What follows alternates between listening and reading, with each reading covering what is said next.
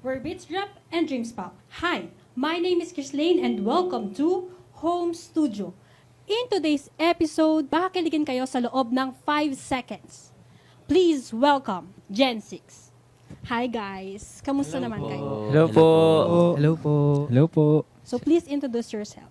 Okay. One Fusion, all generations. Hello, Home Radio.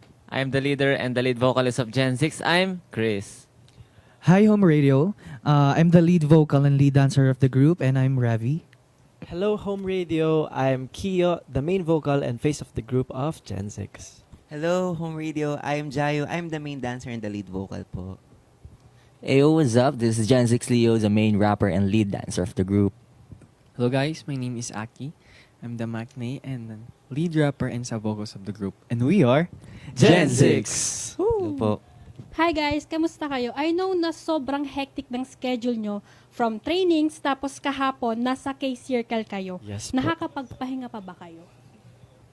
Actually, yes naman po. Of course, yung mga gabi po na pahinga namin is also interactions din po namin sa mga fans namin. Yun po, yung ginagawa po namin pahinga. And of course, pag maglalaro-laro po kami, ganun, nakakapagpahinga naman po kami. Yun po.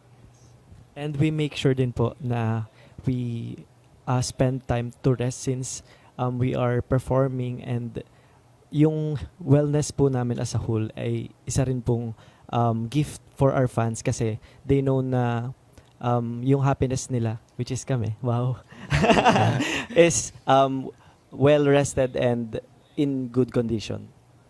So bago natin pag-usapan yung music nyo, let's get to know you first. I know na bago kayo pumasok bilang Gen Z, may mga nilook up kayo na K-pop or P-pop idols. So sino yung K-pop o P-pop groups na sa tingin nyo nag-inspire sa inyo para i-pursue nyo yung career nyo ngayon? Siguro po, sobrang evident naman po ng sagot, which is the Kings of P-pop po.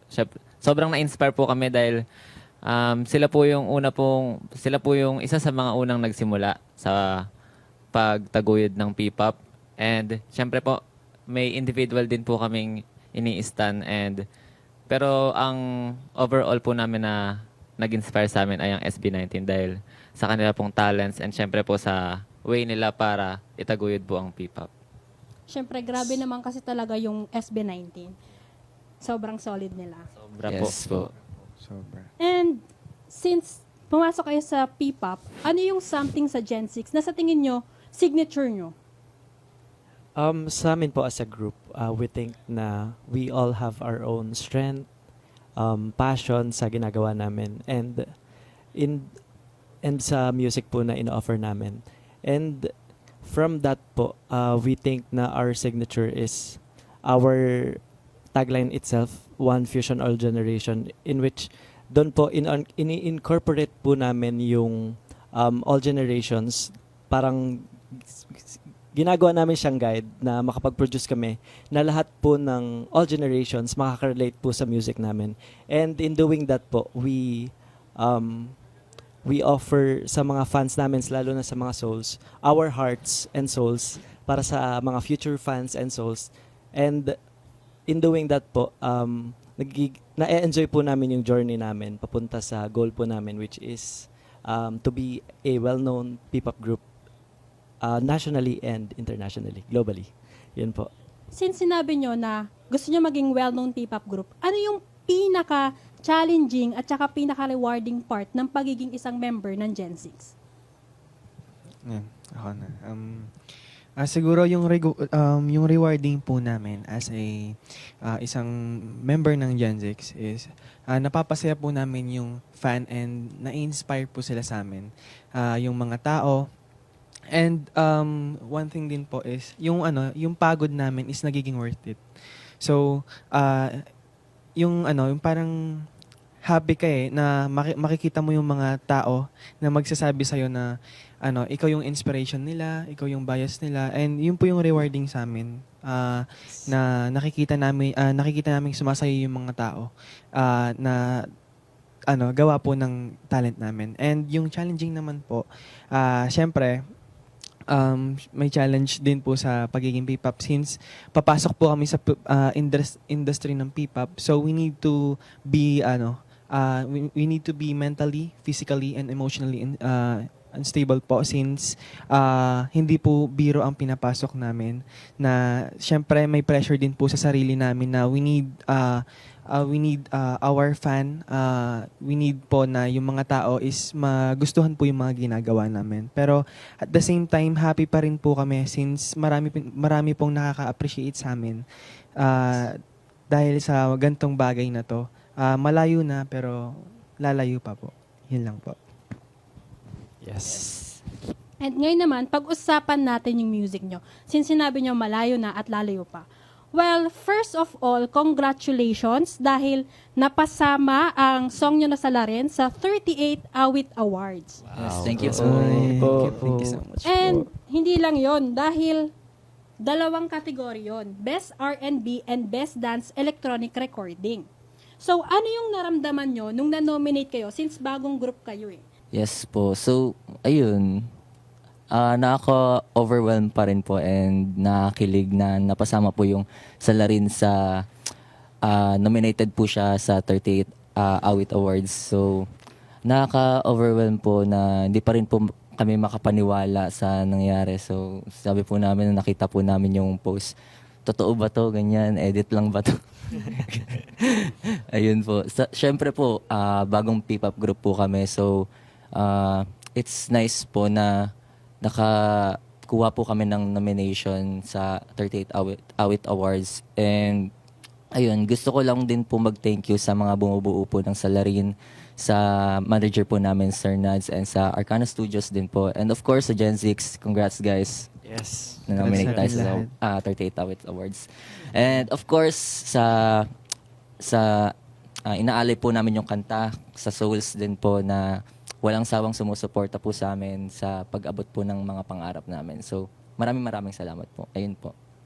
And during your last mini concert nung June 8, may in-announce kayo, may pinarinig kayong dalawang song, Yes which po. is Yes yung po. Isang Taong Pag-ibig and yung Forever and Ever. So, saan inspired yung dalawang songs na yun? The idea came from our latest songs po, which is yung 4 na minuto po and 5 seconds. And lahat po yan related po sa isa't isa. Kasi from 5 seconds po to 4 na minuto, then Isang Taong Pag-ibig hanggang Forever and Ever po. Tapos yun po, if susundan po natin yung lyrics, connected po talaga yung storyline niya. Kaya sana po maabangan niyo po. Yes. And also, may in-announce din kayo doon, yung Gen 6 The Concert. So, may date na ba para doon? Kailan ba namin siya papanood? Ayan. So far po, we will not announce the exact date. To be announced pa rin po siya. Pero the concert will be our anniversary concert po na ipe-prepare po namin. And we wanted to make sure na the whole show po is fresh ideas na pinagmulan po ng bawat isang members from Arcana Studios, from our manager, Sir Nance, and sa mga creatives po namin. So, ayun po. Gusto po namin na the whole show will be related po sa bawat isa and also sa mga i-release pa po naming future songs. Ayun po. Since magkakaroon kayo ng bagong concert and bagong P-pop group kayo, hindi ba kayo natakot na mag-jump na agad sa malaking concert? Nandun po yung yung takot na baka hindi po ito mag-work, hindi mag-success. Pero hindi naman po natin malalaman kung hindi natin siya ito-try. So, we're taking a risk po na ibigay po sa kanila lahat ng kaya naming ibigay. And hindi naman po kami nag-expect ng sobrang laki, pero we're still trying our best po na maibigay ang lahat, and we're expecting na mag-work out yun and bumalik po sa amin yung mga efforts at paghihirap namin. At dumami po ang aming mga fans, especially po ang aming souls. And since lahat kayo good-looking guys, Ay, may Thank you po. nagpapatanong kasi. So, pwede ba kayo na pumasok into another relationship or bawal kasi career first? Hindi po kami pinapayagan na sa pumasok po ng relationship since focus po namin yung goal po namin talaga is yung career po namin na sumakses po kami. Sumakses. Yeah. Sumakses ka By na the step. Yun, ano po siguro, add na lang po na kasi ano po, siguro focus pa muna kami sa career namin and para na rin po sa better future. Yun lang po. And before we wrap up, ano yung message nyo sa mga souls or sa mga fans nyo? Go, Kio. Tokyo. Siyempre, ang message namin sa aming mga fans, unang-una, maraming salamat kasi lagi kayo nandyan for us. Kahit saang events kami mapunta, lagi kayo nakasunod. And kahit malayo siya, lagi kayong present. And super nakakataba siya ng puso. Nakakasaya. And energize siya kasi parang pagod sa biyahe. Tapos pag nagpa-perform na kami, lagi namin naririnig yung mga fan chants nyo sa amin, yung mga support nyo, hiyawan. And ang masasabi ko lang ay sana ay manatili kayo sa amin and mas madagdagan pa tayo. And syempre kami will work harder para mas mabigay namin yung best namin sa ginagawa namin and mapasaya namin kayo. And ayun, maraming salamat po. Yes. Kayo guys. Yes, So, and baka ako may naman message? po, tulad ng lagi naming sinasabi sa inyo, Souls, maraming salamat sa lahat ng love and effort na binibigay niyo po sa aming Gen 6. And ayun nga po, tulad ng sabi ni Kuya Kiyo, sana hindi kayo magsawa sa amin kasi marami pa po kaming i-offer para sa inyong lahat and marami pa kaming gustong ipakita na sides namin and yung talent pa namin, hindi pa yun todo. So, sana wag niyo kaming iwan and mahalin niyo pa kami palagi. Yes. Ayun yun. Ganun din po. Lagi po kami nagpapasalamat sa lahat ng fans namin, sa mga souls, sa walang sawang suporta, and syempre, sa pagbubusog po sa amin ng inyong pagmamahal and pagbubusog sa amin physically. Thank you so much po sa lahat ng mga gifts na binibigay nyo. Sobrang na-appreciate po namin. And syempre, ibabalik po namin yan sa inyong lahat through our efforts and syempre sa aming mga future releases. And abangan nyo po ang iba pa naming mga kaganapan and para po iyon sa inyong lahat. Thank you so much po. Thank you so much, Gen 6, for joining us here sa home studio.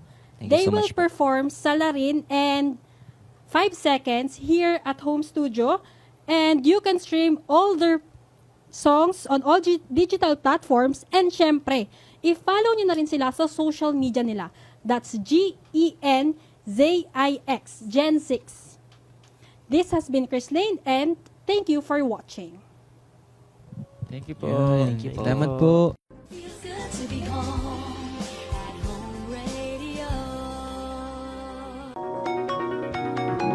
Hey. Let's go. What's up?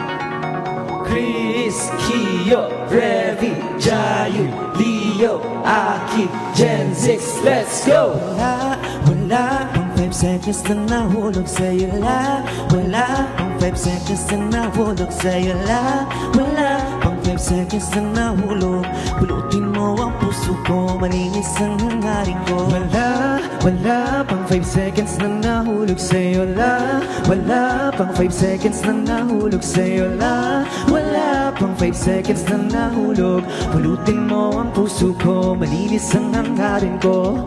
Hindi ko sinasadya, minsan talagang lamba. Nahulog ang puso ko, at sa harapan mo pa.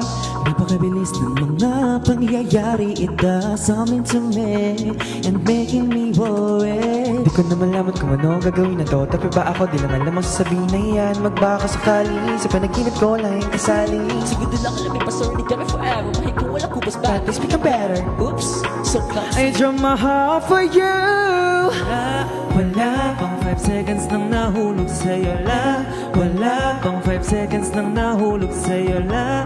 Wala pang 5 seconds nang nahulog. Pulutin mo ang puso ko, malinis ang hangarin ko.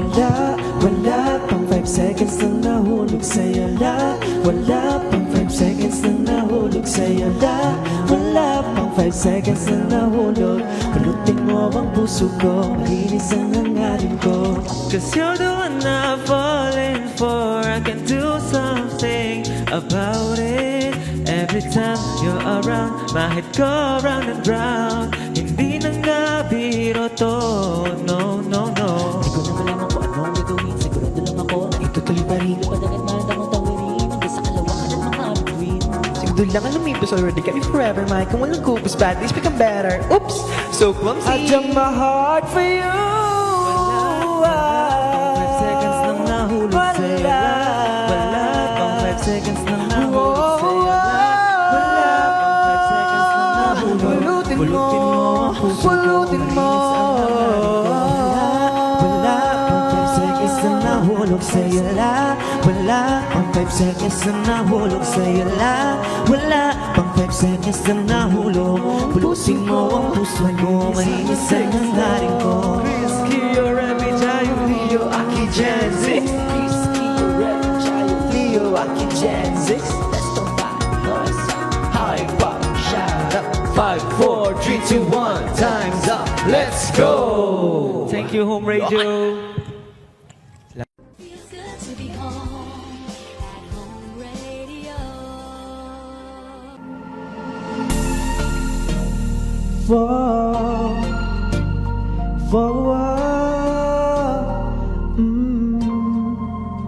Gen 6 Handa kong harapin ang iyong saktan Na ako ang dahilan kung bakit ka nagmamahal Handa kong makulong panghabang buhay kung ang puso mo ang piitang naghihintay. Narito ang aking kamay Iposes mo nang sa bisig mo ay di na mawala Sexy lang itat akong itinuro para damayan ka hanggang sa dulo. Sa tuwing kasama ka Di na ba hindi sasapat ang aking habang buhay Para maglingkod sa'yo na tapat Lahat ng bagay ay handa kong gawin Ituring mo na para bang alipin Iniisip bakit ka laging masaya Ako ang salarin Inaamin ko na ninagaw ko ang iyong ngiti Para saksak ko sa utak At maisip ka parati Mga paratang na hindi na para itanggi Taas kamay akong susukot Tinatanggap ang pag-ibig Sa tuwing kasama ka Di na ba hindi sasapat ang aking habang buhay Para maglingkod sa'yo ng tapat Lahat sa'yo Kung iniisip bakit ka laging masaya Ako ang salarin Isusuko ang sarili, ako yung bilang ko Sa'yo mananatili, kasalanan ang bilang ko Isa lang, ang iyong pagkaalok sa pag-ibig na ako ang dahilan ng iyong pagkahilig Aminadong delikado, itong pagkadesperado Pagkat dumalong pag-ibig kahit di imbitado Aking pagsamo na iyong pagkakatandaan Kung bakit ka nagmamahal, ako ang dahilan Di na magpapaliwanag dahil malinaw na ako nahatulan. Sexy lang itat akong itinuro Para damayan ka hanggang sa dulo Sa tuwing nasama ka Di na ba hindi sasapat ang aking habang buhay Para maglingkod sa'yo ng tapat Lahat ng bagay ay Handa kong gawin, ituring mo na para bang alipin. Kung iniisip bakit